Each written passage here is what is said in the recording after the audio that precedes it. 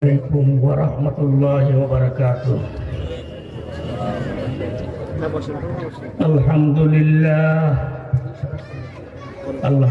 لله نحمده ونستعينه ونستغفره ونؤمن به ونتوكل عليه ونعوذ بالله من شرور أنفسنا ومن سيئات أعمالنا. من يهده الله فلا مضل له ومن يضلله فلا هادي له. ونشهد أن لا إله إلا الله وحده لا شريك له. ونشهد أن سيدنا ومولانا محمدا عبده ورسوله. أما بعد فأعوذ بالله من الشيطان الرجيم.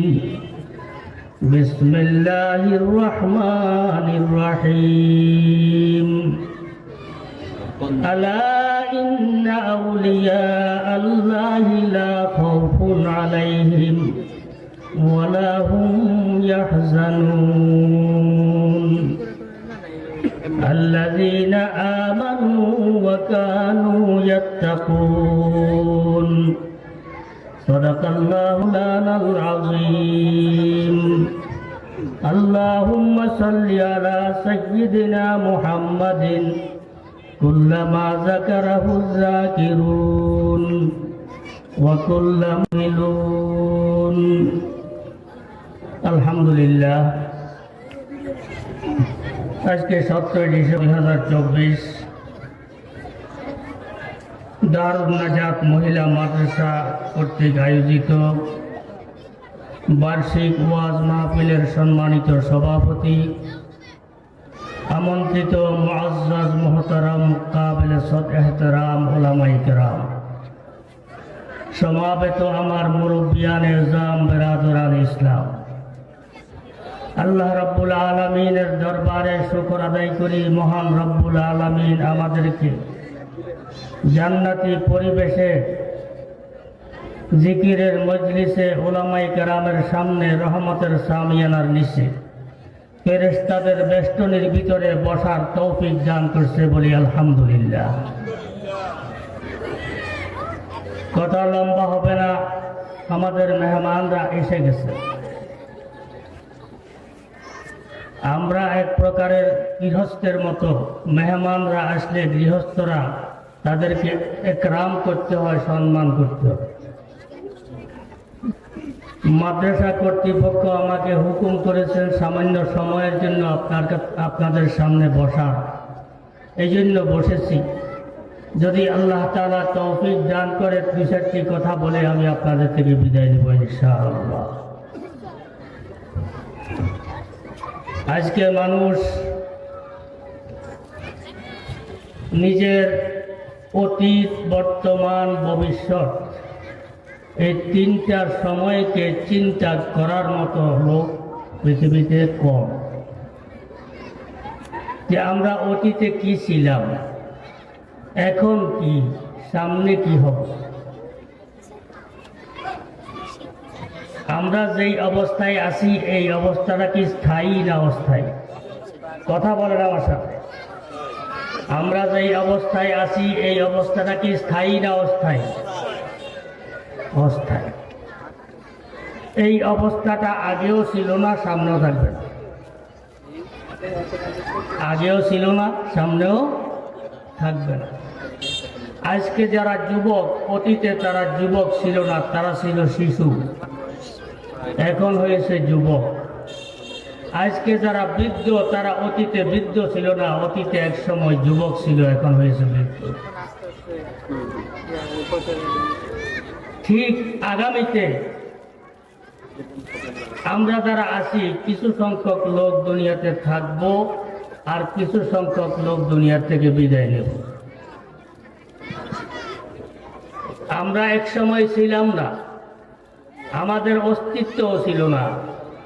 আমার জন্মের একদিন আগেও কেউ জানে না আমার নাম কি। কি জানে?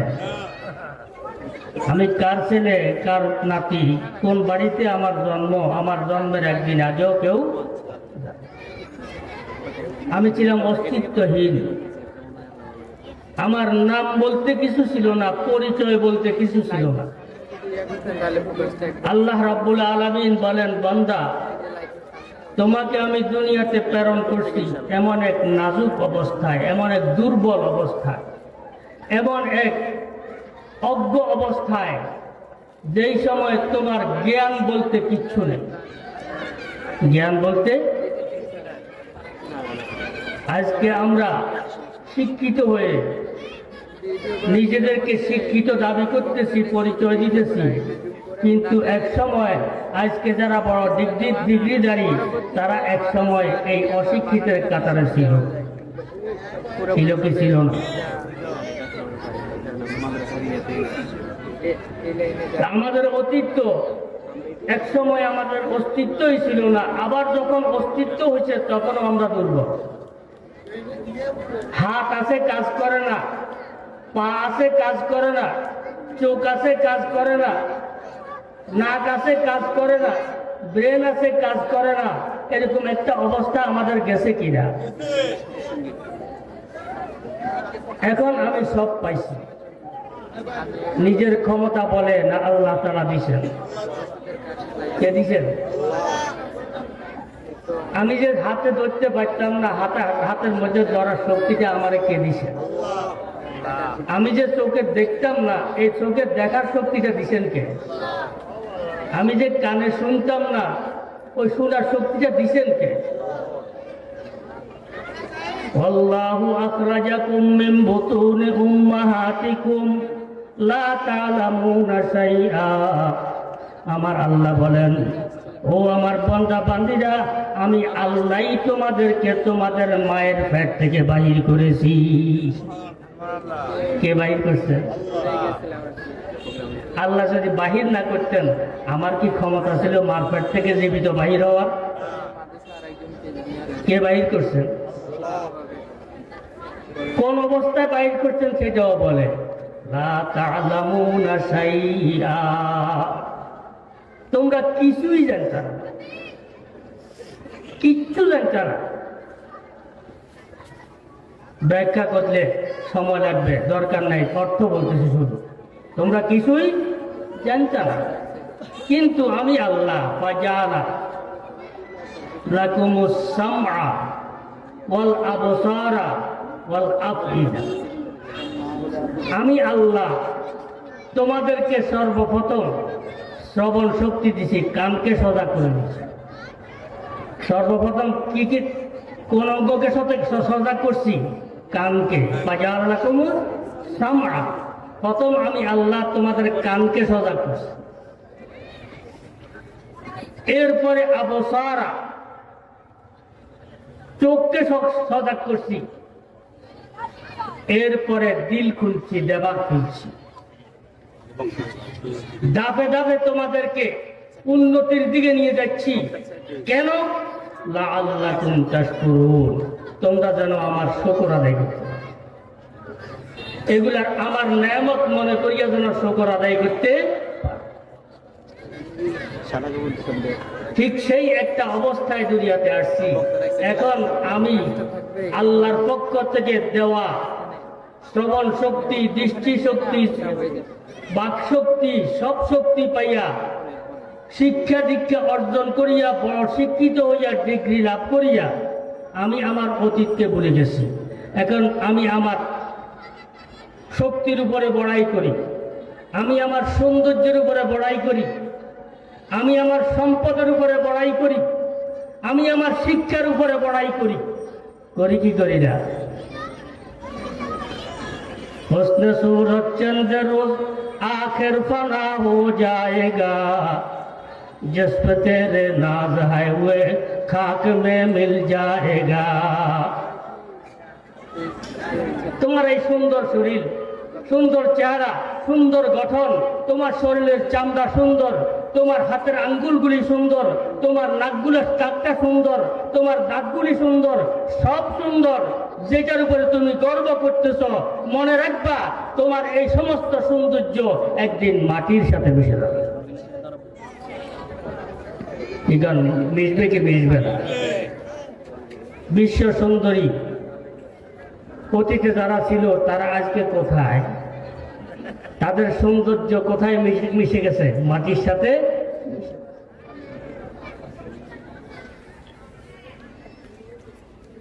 এই জন্য কবি বলে, कैसी कैसी खूबसूरत रानिया শাহজাদিয়া। রাজার স্ত্রীকে রানী বলে, রাজার মেয়েকে শাহজাদি বলে। রাজার স্ত্রী, রাজার মেয়ে, যাদের দম্ভ, যাদের সৌন্দর্য, যাদের প্রভাব, যাদের সব ক্ষমতা দুনিয়ার মধ্যে দেখাইয়া গেছে, আজকে তারা মাটির ভিতরে শোয়ার সাথে সাথে तन बदन सब गल गई है, तन बदन सब गल गई है। তার শরীরের সমস্ত অঙ্গ প্রত্যঙ্গ সব গলি মাটির সাথে মিশে গেছে।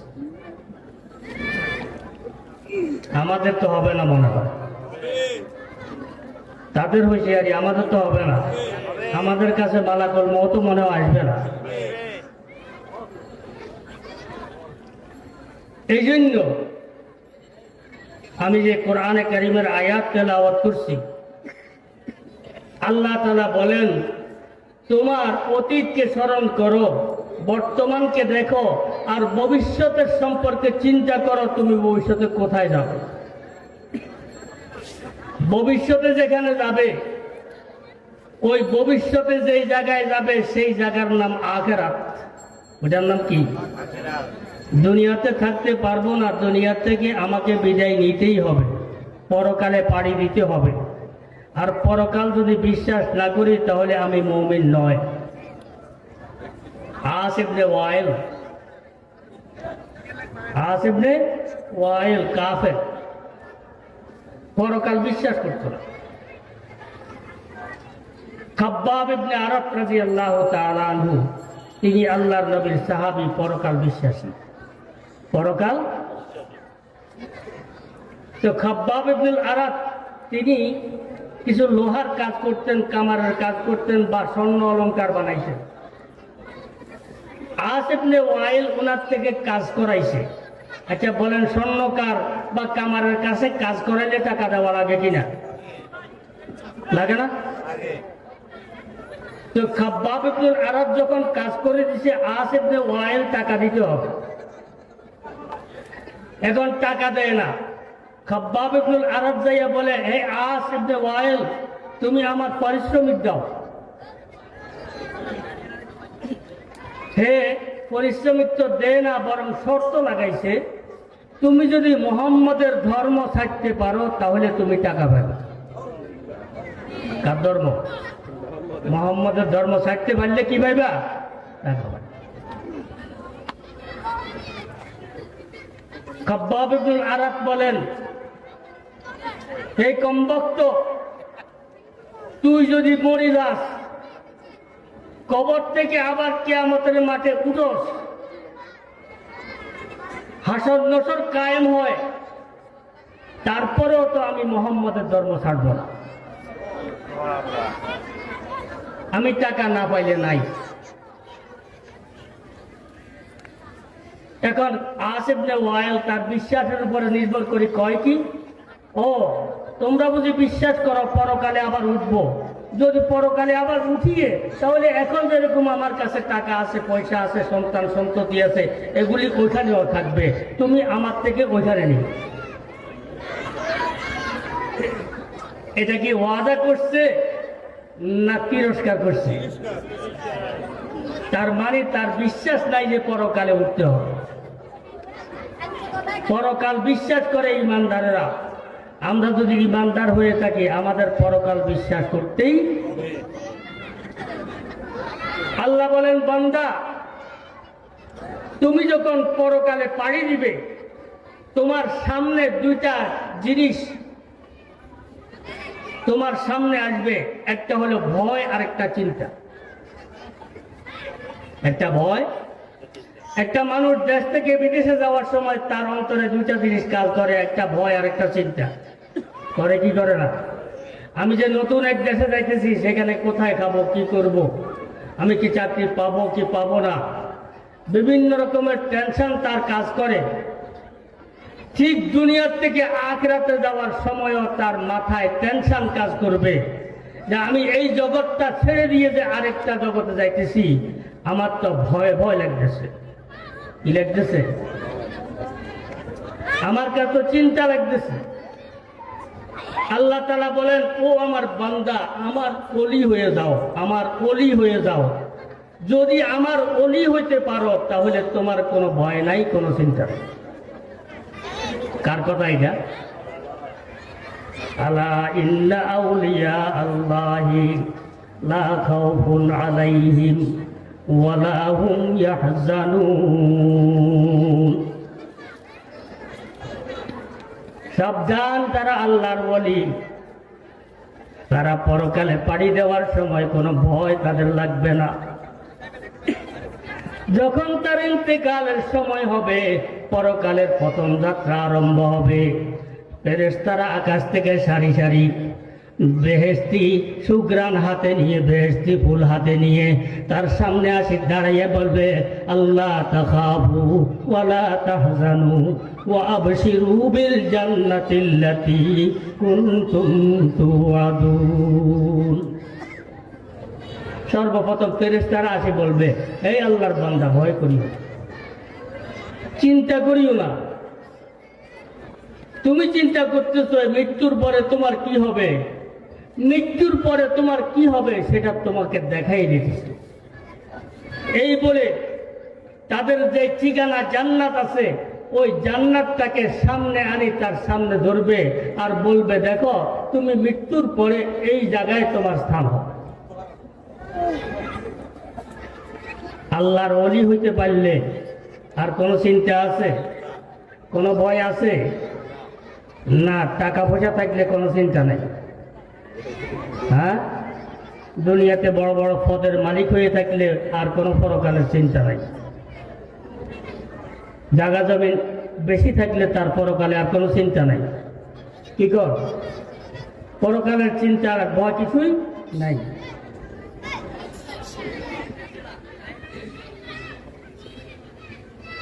পরকালের চিন্তা নাই কার?